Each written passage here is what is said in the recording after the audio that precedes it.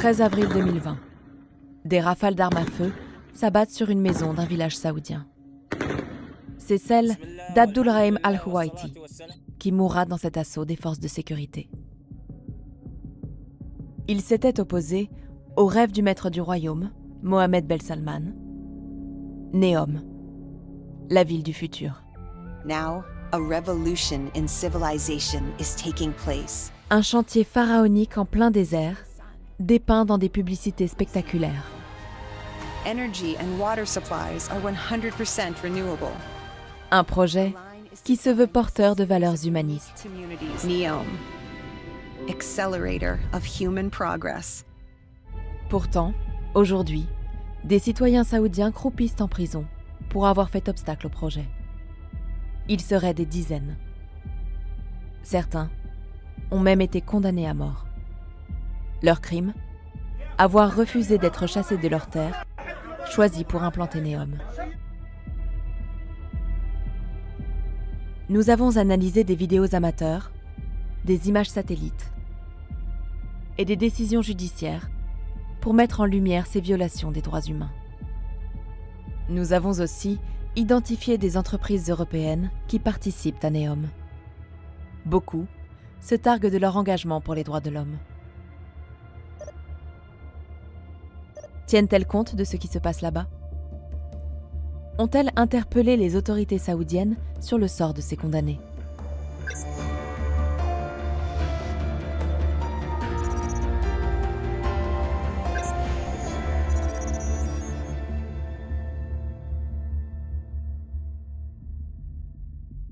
Au nord-ouest de l'Arabie saoudite, au bord de la mer Rouge, Neom s'étend sur 26 500 km².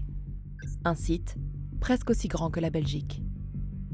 C'est ici, au milieu du désert, que les travaux ont commencé en juillet 2021. Sur ces images satellites, on peut voir les fondations du projet emblématique de Neom, The Line. Une ville linéaire de 170 km de long.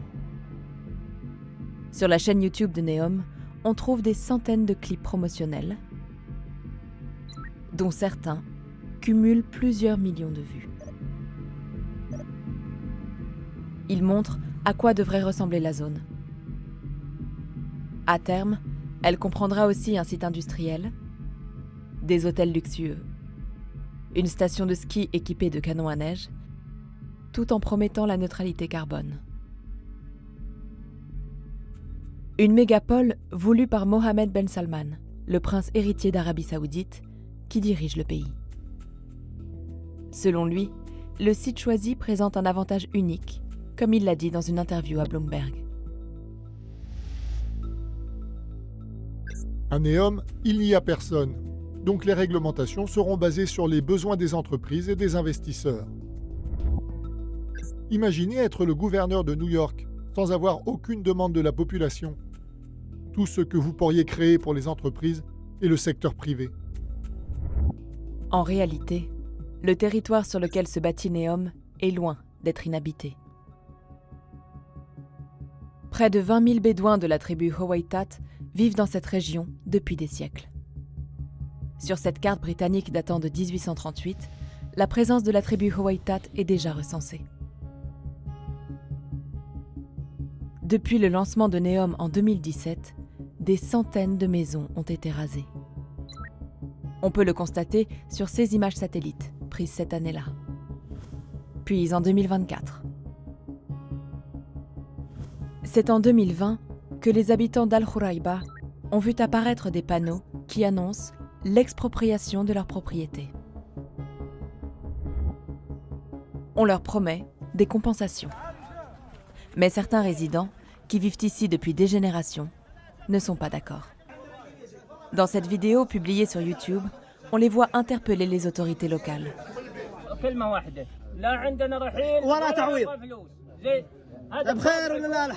Parmi eux, Abdulrahim Al-Huwaiti, qui cherche à mobiliser sur les réseaux sociaux. أنا عبد الرحيم أحمد الحويطي من أهالي الخرايبة أرفض الترحيل وهذا يبغوا يرحلونا بالقوة شوفوا.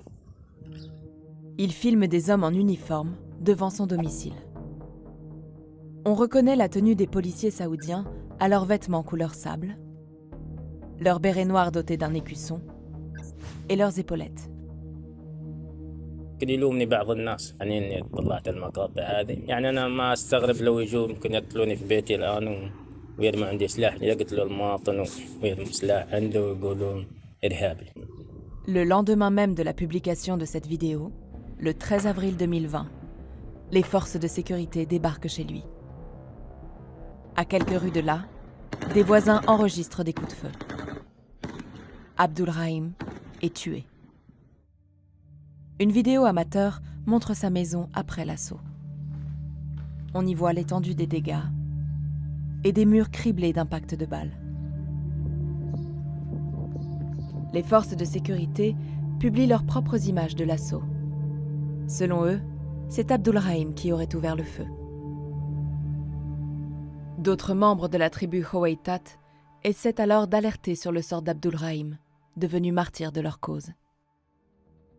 Commencent alors les arrestations que Chadli, son frère, documente sur le réseau social X, anciennement Twitter.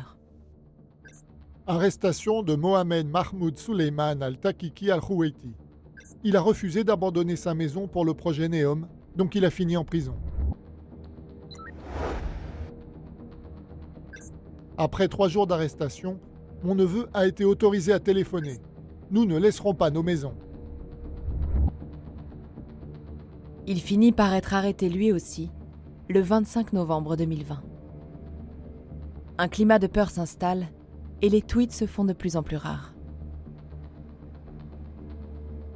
Des proches des personnes arrêtées finissent par contacter Lina Alatloul, activiste au sein de l'ONG Al-Qost for Human Rights. Contacter des organisations comme la nôtre ou Amnesty est un crime terroriste selon l'État saoudien. Il a fallu beaucoup de patience pour tisser ces liens-là et jusqu'au jour où finalement on a réussi à avoir des documents officiels, des cartes d'identité et toutes les informations dont on avait besoin pour publier le rapport. En mars 2023, l'ONG publie The Dark Side of Neom. Selon ce rapport, 47 membres de la tribu Howeitat ont été arrêtés. 15 d'entre eux ont reçu des peines allant de 15 à 50 ans de prison. 3 ont été condamnés à mort, dont Chadli, le frère d'Abdulrahim, tué dans l'assaut. Nous nous sommes procurés les jugements de certains d'entre eux. On peut y lire qu'ils ont été rendus par la Cour pénale spécialisée qui poursuit les individus soupçonnés de terrorisme. Un habitant a été condamné à 50 ans de prison, coupable d'utilisation d'Internet via son compte Twitter, pour soutenir ceux qui veulent troubler l'ordre public et déstabiliser la sécurité de la société et l'unité nationale. On y lit aussi qu'il est détenu à la prison des renseignements généraux du gouvernorat de Jeddah. Il s'agit d'une prison de haute sécurité. De nombreux détenus y auraient été torturés. Comme Chadli, le frère d'Abdulrahim, d'après l'un de ses proches cité dans le rapport d'Al-Qost. Chadli a subi divers types de tortures, dont l'électrocution, des coups sur les pieds, l'exposition à des températures extrêmes, la privation de sommeil et de longues périodes d'isolement. D'autres témoignages viennent corroborer ce récit. Comme celui de Loujain Al-Hatloul, une activiste des droits des femmes qui fut incarcérée dans cette prison. C'est la propre sœur de Lina Al-Hatloul, la militante qui défend les prisonniers de Neom. Pendant sa détention, des hommes la sortaient régulièrement de sa cellule pour la torturer. Elle est cagoulée ou ils lui cachent les yeux et ils la prennent dans un endroit inconnu. Ils commencent un après l'autre à la torturer, y compris avec de l'électrocution. Elle est fouettée, il la tape, il la harcèle sexuellement. Pendant tous ces mois-là, elle a tellement été fouettée que ses cuisses étaient vraiment noircies de bleu. Torture, condamnation à mort, peine de prison qui se compte en dizaines d'années, tout cela pour s'être opposé à des expropriations. Le 3 mai 2023, le Haut Commissariat aux droits de l'homme des Nations Unies s'en inquiète publiquement. Arabie Saoudite, les experts de l'ONU s'alarment des exécutions imminentes liées au projet NEOM. Ils interpellent l'Arabie Saoudite sur les 6 sentences les plus lourdes. Les 3 peines de mort et les 3 plus longues peines de prison. Si ces allégations sont correctes, elles constituent des violations flagrantes du droit à la vie, la liberté et à la sécurité, et de la liberté d'expression. Dans sa réponse, l'Arabie Saoudite confirme toutes les condamnations citées par les experts de l'ONU. Elle nie toute torture, mais maintient qu'ils sont bien coupables de terrorisme. Ils seraient même des soutiens de Daesh et d'Al-Qaïda. Le groupe d'experts de l'ONU a aussi interpellé d'autres acteurs impliqués dans NEOM, les entreprises étrangères qui participent au projet. Elles sont attirées par son budget colossal, estimé par l'Arabie Saoudite à 500 milliards de dollars. Sur cette photo, publiée sur Instagram et géolocalisée à NEOM, on reconnaît un logo sur le gilet de l'ouvrier. Il s'agit de celui de FCC, une société espagnole de BTP. Dans une vidéo, on reconnaît le logo de l'entreprise britannique Keller sur un engin de chantier. Des taxis volants de la firme allemande Volocopter, commandés par NEOM, ont déjà été testés sur place, tout comme les navettes autonomes du français Navia. Et les plus grandes sociétés européennes sont engagées dans le projet NEOM. L'entreprise allemande de construction Bauer, le géant français de l'eau Veolia, ou le groupe de BTP italien Trevi. Se sont-elles inquiétées auprès des dirigeants de NEOM du sort des habitants condamnés pour faire place à ce chantier? Nous leur avons écrit. Sur 10 sociétés contactées, 5 n'ont pas répondu à nos questions. Les autres ne mentionnent jamais les condamnés de NEOM dans leur courrier.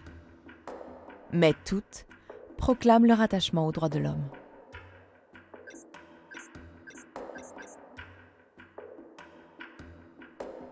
Pour ces entreprises, les peines extrêmes infligées à ces habitants ne semblent donc pas contraires à leurs engagements pour les droits humains.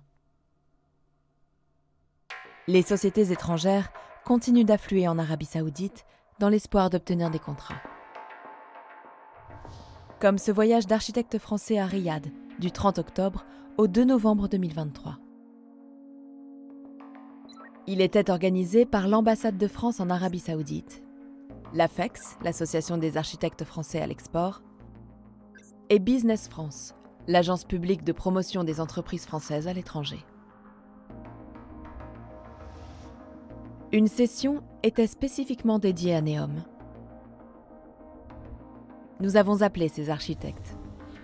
Ils savent que nous sommes journalistes, mais pas qu'ils sont enregistrés. Leurs voix ont été modifiées.